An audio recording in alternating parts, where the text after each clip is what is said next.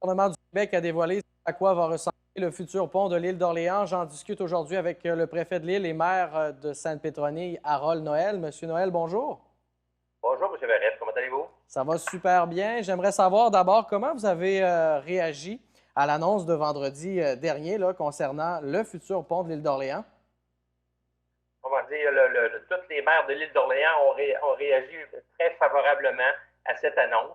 C'est l'aboutissement d'un processus qui a duré au-delà de 10 ans. Il faut vous rappeler qu'on a même été intégré dans le projet de troisième lien à un moment donné. Maintenant, on revient avec notre pont, comment dire, qui va être en fonction dès 2027. Est-ce que vous considérez que le nouveau pont va répondre à l'ensemble des besoins de la population en matière de mobilité et de transport aussi? Là, je pense entre autres là, pour les agriculteurs. Là. Oui, définitivement. Vous savez que depuis le printemps dernier, il y a une limitation de charge sur le vieux pont. Donc, ça amène des frais supplémentaires de transport pour tous les producteurs agricoles de l'île d'Orléans. Donc, vous comprenez qu'avec un nouveau pont conforme, on règle ce problème-là. Au niveau de l'architecture, comment vous avez trouvé la présentation là, par vidéo? Donc, on a trouvé que l'idée était excellente. Vous comprenez, un pont au banc avec cette forme-là, l'ingénieur qui a amené l'idée nous a expliqué qu'il était parti de l'idée d'un bateau échoué dans le fond du fleuve avec les formes. Comprenez-vous, là, autant la forme des arches, la forme des piliers et les haubans qui ressemblent beaucoup à des voiles. Qu'avez-vous appris des échéanciers du projet? On garde le cap là, pour 2027, c'est ça? Oui, exactement. Donc, les dates qu'on avait obtenues il y a déjà un an ou deux, c'était début des travaux 2022, fin 2027. On sait que le gouvernement veut déposer un projet de loi 66 pour améliorer les délais, mais dans notre cas, on ne peut que gagner que quelques mois. Donc, ça ne fait que confirmer que les travaux pourront se terminer en 2027. Et est-ce que les maires de l'île d'Orléans ont réfléchi à ce qui va advenir là, de l'actuel pont de l'île d'Orléans? Oui, définitivement. Vous comprenez que une fois que le nouveau pont sera construit, il viendra le temps dans notre cas, là, de disposer de la vieille structure.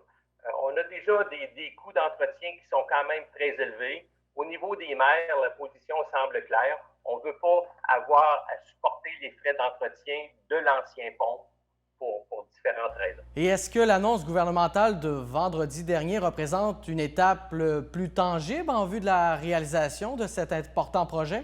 Oui, autrement dit, au niveau des possibilités, il resterait certaines possibilités d'aménager certains piliers du côté de l'île, du côté sud, pour faire un genre de promontoire qui pourrait servir à d'autres fins dans un projet.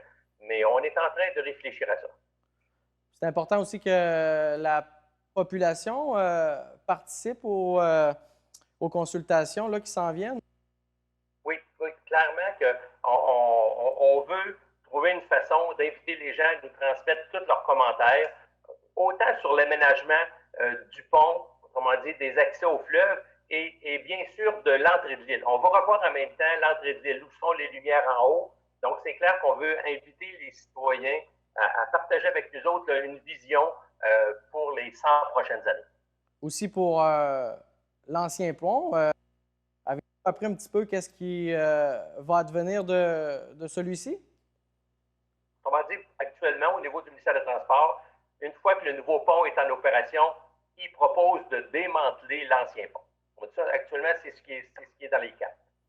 Puis d'ici là, donc, les gens vont continuer à l'utiliser. Considérez-vous qu'il est toujours sécuritaire? C'est une question qui a dû être abordée en conférence Oui, de presse?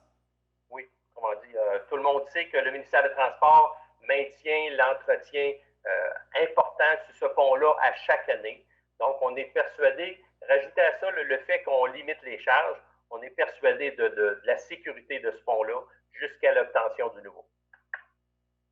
Donc, c'était une annonce qui était attendue depuis longtemps à l'île d'Orléans? Oui, définitivement. On va dire c'est l'aboutissement d'un projet. Comprenez-vous? Fait qu'on sait qu'on va avoir notre pont, on va organiser l'entrée de l'île en fonction de ça. Donc, on pense qu'on est équipé pour les plusieurs dizaines d'années à l'île d'Orléans, puis répondre aux besoins autant du tourisme, des activités agricoles et tout ce que signifie l'île d'Orléans. Monsieur Noël, merci beaucoup pour l'entrevue d'aujourd'hui. Ça fait bien plaisir. Bonne journée à vous, M. Verret.